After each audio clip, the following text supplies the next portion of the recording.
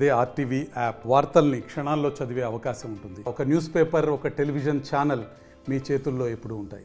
సంవత్సరాల క్రితం ఇదే రోజు ఉమ్మడి ఆంధ్రప్రదేశ్ రాష్ట్రంలో రాజధాని హైదరాబాదులో విద్యుత్ సంస్కరణలకు వ్యతిరేకంగా విద్యుత్ ఛార్జీల పెంపు పేరుతో ప్రజలను దోపిడీ చేసేటువంటి విధానాలకు వ్యతిరేకంగా చేపట్టినటువంటి వామపక్ష ప్రజాతంత్ర శక్తులు చేపట్టిన ఆందోళన కార్యక్రమంలో ప్రభుత్వం పాశవికంగా విచక్షణారహితంగా కాల్పులు జరిపి అనేక మందిని కొట్టినటువంటి నేపథ్యంలో ఈ పోరాటంలో కమిటీ రామకృష్ణ, విష్ణువర్ధన్ రెడ్డి, బాలస్వామి అనేటువంటి కమ్యూనిస్టు నాయకులు వీరమరణం పొందారు.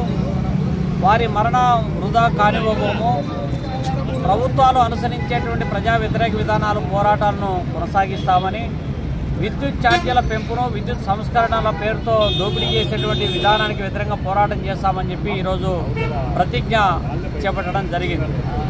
అందులో భాగంగా ఒక మనిషి జీవితకాలం 60 సంవత్సరాలు అయితే అందులో సగ జీవితకాలం విద్యుత్ ఛార్జీలపైన, విద్యుత్ సంస్కరణలపైనే పోరాటం చేయాల్సినటువంటి దౌర్భాగ్య స్థితి ఈ రాష్ట్రంలో కొనసాగుతూ ఉంది.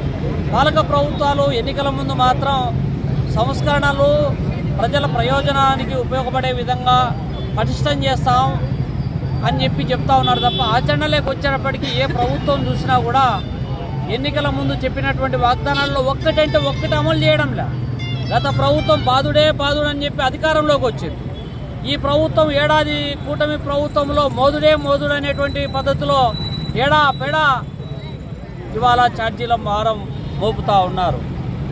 ఇవాళ విద్యుత్తు విధానం ఏ విధంగా అయిపోయిందంటే కోతలు వాతలు ఏవైనా ప్రజలపైన మోపడము, ఆదాయం అధికారం మాత్రం అధికార పార్టీ నేతలు, అధికార పార్టీ మాటను ఉన్నటువంటి ఆదాని లాంటి కంపెనీల ప్రయోజనాలు నెరవేర్చేటువంటి పద్ధతిలో విధానాలు రూపకల్పన చేయబడతా ఉన్నాయి. అందులో భాగంగానే ఇవాళ ఎప్పుడో వచ్చిన నష్టాలను ఇవాళ ప్రజలపై భారం మోపుతా ఉన్నారు. డ్రాప్ ఛార్జీలు అంటున్నారు, అదనపు ఛార్జీలు అంటూ ఉన్నారు, సర్దుబాటు ఛార్జీలు అంటూ ఉన్నారు, నష్టాల పేరుతో రకరకాల ఛార్జీలు మోపుతా ఉన్నారు. స్మార్ట్ మీటర్లు ఉన్న మీటర్లు పనిచేస్తున్నాయి, కానీ కొత్త మీటర్ల పేరుతో అదనపుగా భారాలు మోపేటువంటి పరిస్థితి నెలకొంటా ఉంది. ఎవరో ఆదాని లేకపోతే షిరిడి సాయి లాంటి డమ్మీ కంపెనీల ప్రయోజనాలు నెరవేర్చడానికి ఈ యొక్క సంస్కరణలు ప్రజలపై మోపుతా ఉన్నారు. ఈ 25 సంవత్సరాల కాలంలో ప్రభుత్వం అనుకుంటే పెద్ద సమస్య ఏం కాదు. విద్యుత్ రంగాన్ని పటిష్టం చేయడానికి అన్ని విధాల అవకాశాలు ఉన్నాయి.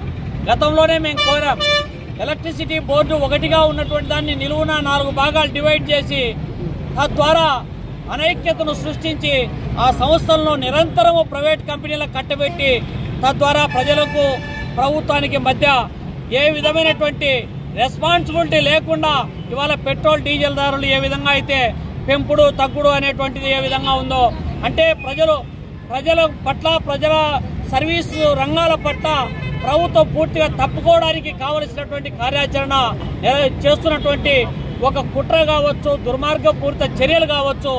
ఈ చర్యలకు వ్యతిరేకంగా బాలస్వామి, రామకృష్ణ, విష్ణువర్ధన్ రెడ్డి యొక్క పోరాట స్ఫూర్తితో అవసరమైతే మరో బషీర్ బాగు పోరాటానికి సమాయత్తం అవుతామని చెప్పి హెచ్చరిస్తా ఉన్నాం.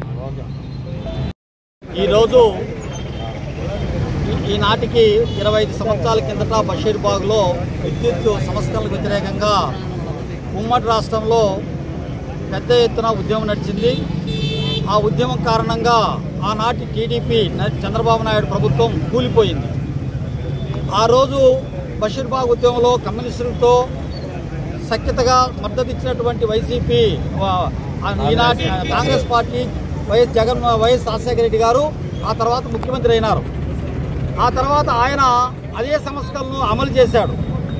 ఆ తర్వాత మళ్ళా వచ్చినటువంటి చంద్రబాబు నాయుడు అమలు చేశాడు, జగన్మోహన్ రెడ్డి అమలు చేశాడు. ఈరోజు విద్యుత్ సంస్కరణలు ఆనాటికన్నా ఈనాడు చాలా దుర్మార్గంగాను చాలా ఎక్కువగాను ఉన్నాయి. ఎందుకంటే విద్యుత్ ఉత్పత్తి ఖర్చులు బాగా టెక్నాలజీ పెరగడం వల్ల తగ్గుతూ ఉన్నది, విద్యుత్ ఛార్జీలు మాత్రం పెరుగుతూ ఉన్నాయి. ఇది ఈరోజు జరుగుతున్నటువంటి విషయం. ఒకప్పుడు 4.5 రూపాయి విద్యుత్ ఛార్జీ, విద్యుత్ ఒక యూనిట్ ఉత్పత్తి కావడానికి ఖర్చు అయితే ఇప్పుడు 1.5 రూపాయి మాత్రమే అవుతా ఉంది. కానీ విద్యుత్ ఛార్జీ మాత్రం 4.5 రూపాయికి ఏం తగ్గడం లేక పెంచుతూ ఉన్నారు. కాబట్టి ఇది ప్రజల యొక్కను దోపిడీ చేయడం తప్ప మరొకటి కాదు. రెండోది, ఈరోజు విద్యుత్ సంస్కరణలు అనేటువంటివి దేశవ్యాప్తంగా నరేంద్ర మోడీ ప్రారంభించాడు, చంద్రబాబు నాయుడు రాష్ట్రంలో ప్రారంభించాడు, తర్వాత వచ్చిన పాలకులందరూ అమలు చేస్తూ ఉన్నారు. ఈరోజు ప్రజల ఆదాయాన్ని ప్రజల చేతుల్లోంచి కొల్లగొడుతున్నటువంటి పరిస్థితి కేంద్ర రాష్ట్ర ప్రభుత్వాలు, ఎన్డీఏ గవర్నమెంట్లు చేస్తూ ఉన్నాయి. రాబోయేటువంటి కాలంలో ప్రజలు ఎన్డీఏ గవర్నమెంట్కు, ఎన్డీఏ భాగస్వామ్య పార్టీలకు పెద్ద ఎత్తున గుణపాఠం చెప్తారని చెప్పి హెచ్చరిస్తా ఉన్నాం. జి చంద్రశేఖర్, సిపిఎం జిల్లా కార్యదర్శి, కడప. మరిన్ని వీడియోస్ కోసం ఛానల్ ని సబ్స్క్రైబ్ చేయండి, లేటెస్ట్ అప్డేట్స్ కోసం వాట్సాప్ ఛానల్ ని ఫాలో చేయండి అండ్ లింక్ డిస్క్రిప్షన్ లో ఉంది.